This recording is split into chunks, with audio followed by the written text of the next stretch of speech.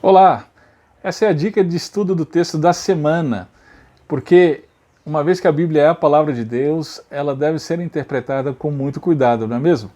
Muito bem, a dica de estudo da semana dentro do OMA é contexto literário. Lembra que o OMA, conforme nós trabalhamos na semana passada, é um acróstico que significa observação, mensagem e aplicação, ok? Se você não assistiu o vídeo ainda, volta lá no vídeo da semana passada e eu estou explicando esse acróstico aqui. É o método que nós estamos aqui no nosso canal de Frente com o Texto, levando em consideração para os nossos estudos. Bem, o texto dessa semana já está no nosso canal. Se você ainda não estudou esse texto, Marcos capítulo 7, verso 24 a 37, volta lá no vídeo, estuda lá e depois você volta aqui no dica de estudo, porque a dica de estudo diz respeito exatamente a esse texto que já estudamos. Bem, estudando o texto, nós nos deparamos com duas narrativas realmente surpreendentes, né? A narrativa da mulher Ciro-Fenícia e do homem que foi a Jesus para ser curado então da sua surdez e mudez. E Jesus cura com saliva, uma forma inusitada. E aí, estudando então essas duas narrativas, nós chegamos ao entendimento que a mensagem central do texto é essa aqui. Jesus concede as bênçãos do reino de Deus a todo aquele que o busca humildemente em fé. Como que a gente chegou a essa mensagem? Bem, nós trabalhamos o OMA, né, para o nosso estudo bíblico. Dentro do OMA, nós vimos então que existe a observação, a mensagem e a aplicação. E dentro da observação, nós vimos que existem aí o gênero literário a ser observado, o contexto, as divisões naturais e as boas perguntas. Hoje a gente vai se deter nesse segundo aqui, o contexto, ok? Do que se trata então o contexto? Bem, quando a gente fala de contexto, a gente está falando de duas coisas básicas: o contexto histórico e o contexto literário. A gente vai se deter aqui nesse contexto literário. Deixa eu explicar rapidamente aqui esse contexto histórico. O contexto histórico diz respeito, então, àquilo que estava por detrás do texto, que está por detrás do texto, ou seja, o que gerou o texto, né? O contexto da época. Os teólogos chamam isso de Sitzenleben, aquilo que provocou a escrita, ok?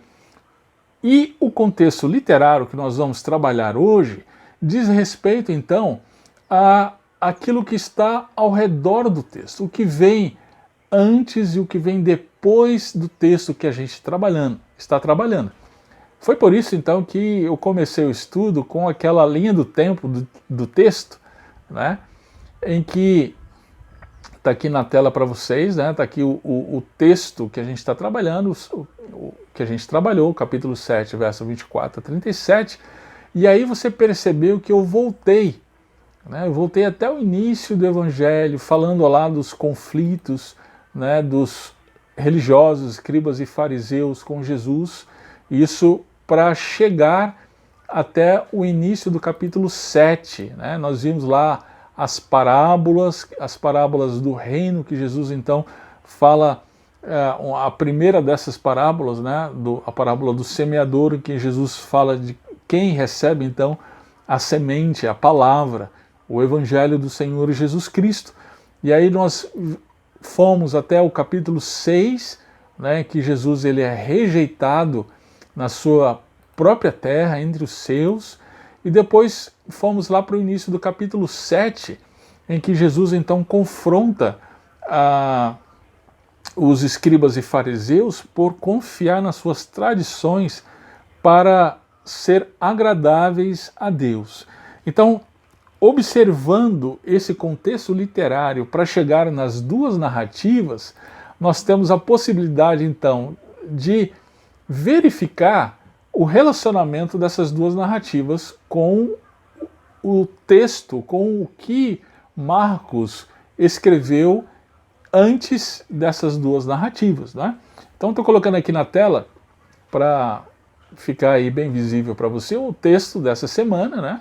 Marcos 7, 24 a 37, e o texto imediatamente anterior, quando ele confronta os religiosos por conta das tradições. A gente viu que um dos assuntos principais é a questão da impureza, da contaminação, né? O que contamina um homem, o que o torna impuro, né? Os antigos religiosos, eles diziam que são questões externas, né? E aí Jesus vem trazer ao entendimento deles que na verdade é o próprio coração humano. Então, bem interessante que as duas narrativas vão ilustrar exatamente essa questão.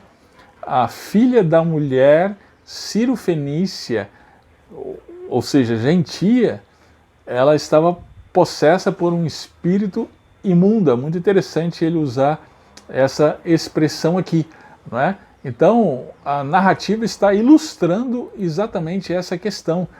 E uma outra coisa no início do capítulo 7 é essa questão, né, do ouvir, mas não ouvir, né? Como eu mencionei na profecia de Isaías, né? Vendo, vocês têm olhos para ver, mas vocês não veem. E isso por conta do juízo de Deus em detrimento da rejeição deles quanto à palavra de Deus, não é? Bem, e é aí que realmente é bem interessante, porque a segunda narrativa trata-se exatamente de um homem que é surdo e mudo, né? E aí ele é curado por Jesus daquela forma inusitada, com a saliva. Jesus, dessa forma, ele mostra que todos nós, inclusive aqueles que estavam o ouvindo, eles eram surdos, eles não conseguiam ouvir a palavra de Deus por conta da sua situação espiritual. Mas estava ali aquele que, então, estava abrindo seus olhos, abrindo seus ouvidos para a palavra de Deus, e isso estava acontecendo, inclusive, com os discípulos. Bem, então, perceba que, observando o contexto literário, a gente realmente consegue enxergar o texto conforme a intenção do autor, conforme Marcos intencionou que nós entendêssemos, ok? Então, nos seus estudos aí pessoais, em grupo, na sua igreja, preste muita atenção no contexto literário para você não dizer o que o texto nunca disse. Muito bem, ficamos por aqui hoje, espero que tenha sido útil para você. Na semana que vem a gente volta com mais uma dica de estudo do texto.